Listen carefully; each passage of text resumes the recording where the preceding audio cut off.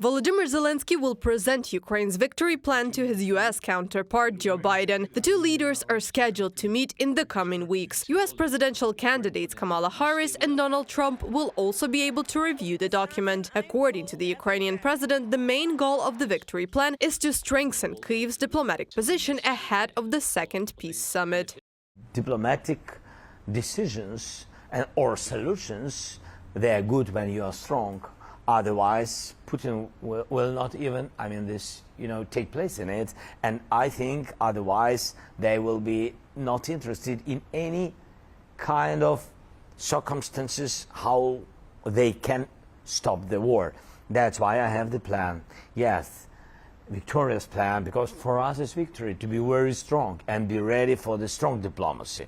That's why I prepared some points. 4 of them, the basic points, plus 1 which we need after the war. Shortly after it became known that Kyiv was ready to present Ukraine's victory plan to the allies, the German edition of Bild wrote that Volodymyr Zelenskyy was allegedly ready to freeze the war. Kyiv reacted to this fake. The Office of the President of Ukraine and the Ministry of Foreign Affairs assured the newspaper's employees were not aware of the document's content. None of its clauses implies freezing of hostilities. Ukraine has no plans to trade territories, no matter what the newspapers say. This is an absolutely firm position of the president, and in Washington he will present something that will definitely strengthen our warriors. Andriy Sybiga, Ukrainian Foreign Minister, on Facebook. The implementation of Ukraine's victory plan will depend not on Putin, but on U.S. President Joe Biden, the Ukrainian president said, since there is no need to expect Putin's readiness for constructive dialogue. He didn't change his main idea.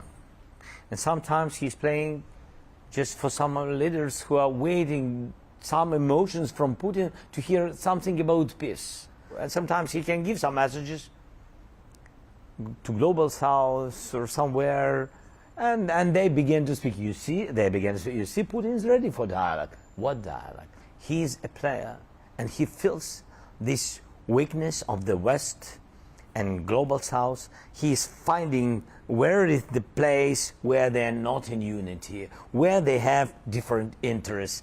And I think that is the problem, that people have to understand that his mission is not to stop the war. He doesn't want to stop anything because he doesn't need, and he afraid very much of successful Ukraine. Despite Kyiv's clear position, discussions continue on the terms on which Russia's war against Ukraine should end. For example, during a meeting with the German chancellor, the Kazakhstan president said that Russia allegedly cannot be defeated militarily. In addition, Tokayev supported the so-called peace plan of China and Brazil. In response, Olaf Scholz expressed full support for Ukraine and its right to defend its sovereignty. That is the case and will remain so that the country can defend itself and protect its integrity and sovereignty. It is Russia that has not only started the war, but is continuing it and could contribute to ending it at any time by stopping its aggression. Olaf Scholz, Chancellor of Germany, from the publication in Radio Liberty. By the way, it's important to debunk the myth of Russian propaganda, which was repeated by the president of Kazakhstan. It's the idea about the allegedly invincible Russia. In reality, Moscow has lost many wars. Just a few examples.